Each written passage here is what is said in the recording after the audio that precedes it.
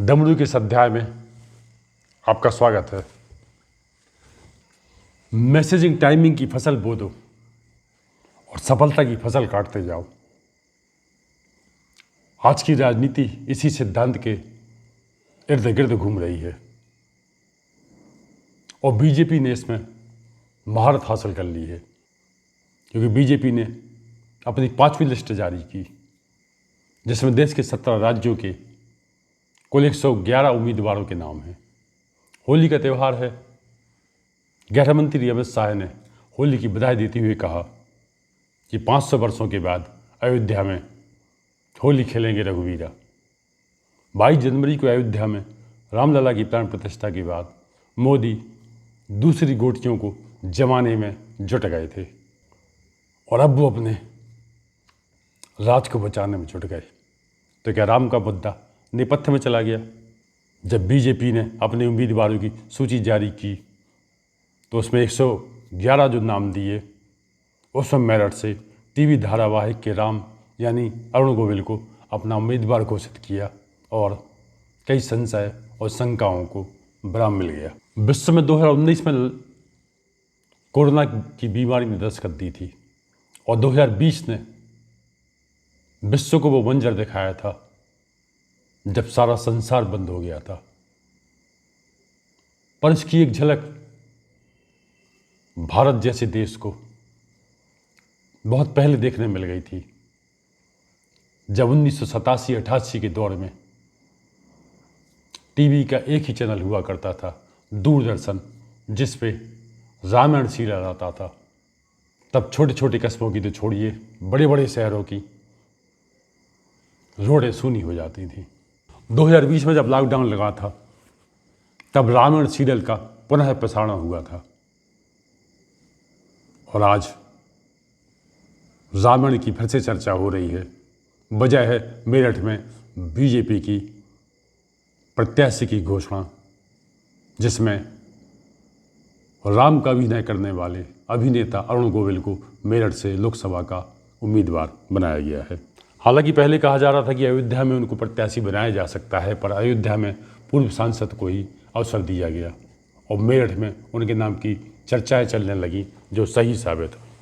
राम मंदिर के उद्घाटन के बाद बीजेपी में इस बात को लेकर कोई संशय नहीं था कि देश में राम लहर चल रही है और पार्टी सरलता से फिर से दिल्ली की सत्ता हासिल कर लेगी। लेकिन नरेंद्र मोदी ने लक्ष्य बड़ा ले लिया था, जिसके लिए राम के मुद्दे के साथ साथ अन्य ऐसी जगहों पर भी चोट करना जरूरी था, जो मोदी के लक्ष्य कि बीजेपी को 370 पार और उनकी गठबंधन एनडीए को 400 पार ले जा सके।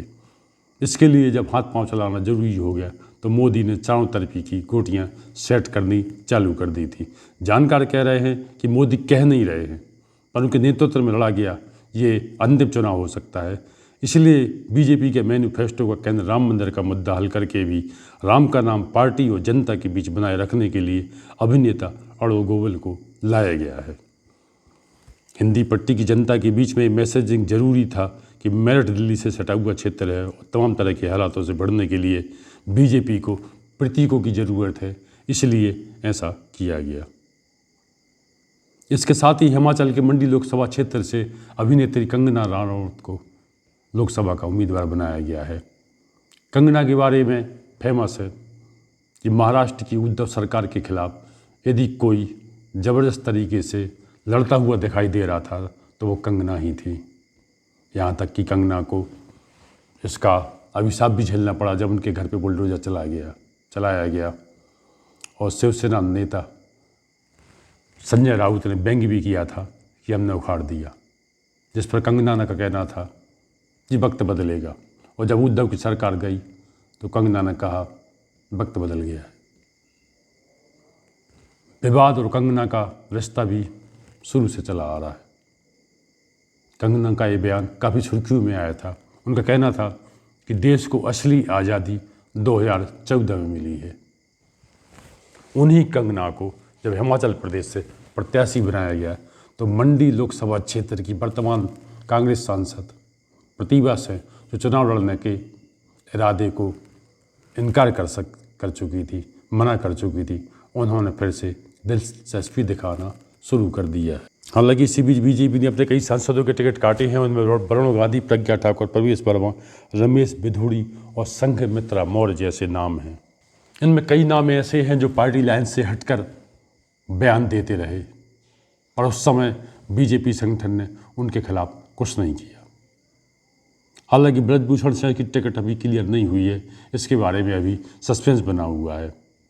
और जिस हिसाब से किसी के टिकट काटे गए हैं, किसी को दिए गए हैं और आगे की रणनीति की बातें हो रही हैं, तो क्या कहीं एंटी इनकम्बेंसी का डर, कहीं पार्टी लाइन के खिलाफ जाने का दंड, कहीं नए चेहरे को, कहीं नई उम्र को चांस देने का लोभ और कहीं अपने ही अंतर्विरोध में उलझे रहने का दोष मेनका गांधी को टिकट देना क्या यही दर्शा रहा है। एक ज़माने में फिल्मों के या खेलों के या किसी भी क्षेत्र के सेलिब्रिटी को लेकर राजनीतिक पार्टियां उन्हें अपनी पार्टी में लाने के लिए और किसी क्षेत्र से चुनाव लड़वाने के लिए लालच रहती थी।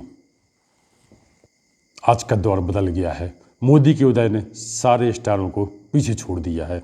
मोदी की खुद ही की स्टारडम इतनी तेज, इतनी भव्य हो चुकी है कि जिसके आगे सेलिब्रिटी बहुत पीछे दिखाई देने लगे। यही कारण है कि अब सेलिब्रिटी भी लालायत हैं कि मोदी की पार्टी उन्हें चुनाव में उतारे और अपने करिश्मे से, अपने संगठन की शक्ति से, अपनी पार्टी की लोकप्रियता से उनकी चुनावी नैया पार लगाए।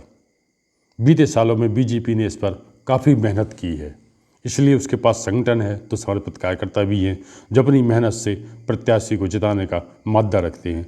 इसलिए राष्ट्रीय स्तर पर बीजेपी का या कहें मोदी का क्रेज सबसे ऊपर दिखाई दे रहा है। जिन राज्यों में क्षेत्रीय पार्टियां राज्य की सत्ता में हैं, वो जरूर अपने राज्यों में टक्कर दे रही हैं। मोदी मैजिक की असली परीक्षा दरअसल वहीं होना है, क्योंकि 370 सीटों की प्राप्ति और एनडीए को 400 पार ले जाने का रास्ता यदि कहीं से निकलता दिखाई देता है तो वो वहीं है जहां क्षेत्रीय पार्टियां राज कर रही हैं। वैसे एक दिलचस्प बात और है, जिस जय श्री राम को कोई आस्था की दृष्टि से, कोई भक्ति की दृष्टि से, कोई राजनीति की दृष्टि से, कोई विवाद की दृष्टि से, कोई लड़ाई की दृष्टि से, कोई जोश की दृष्टि से देखता है, उसका मूल कारण है रामायण सीरियल। रामायण सीरियल में ही जय श्री राम को जिस तरीके से कहा गया, बोला गया, बताया गया, वो आम जनमानस तक पहुंचाने के लिए बीजेपी ने अपना लिया। यानी जय श्री राम की जो आज बात की जा रही है उसके मूल में रामायण है और उसी रामायण के एक पात्र राम मेरठ लोकसभा क्षेत्र से अपनी किस्मत आजमाने उतरे हैं। विश्लेषक तो ये भी कह रहे हैं कि जनता उनका स्वागत भी करेगी, सम्मान भी करेगी और वोट भी देगी। हालांकि इसके लिए 4 जून तक प्रतीक्षा करनी होगी। आज के लिए इतना ही। आपसे अनुरोध है कि चैनल को सब्सक्राइब करिए, लाइक करिए, शेयर करिए। आपके कोई सुझाव या शिकायतें हों तो कृपया कमेंट बॉक्स में लिखकर हमें अवगत कराइएगा।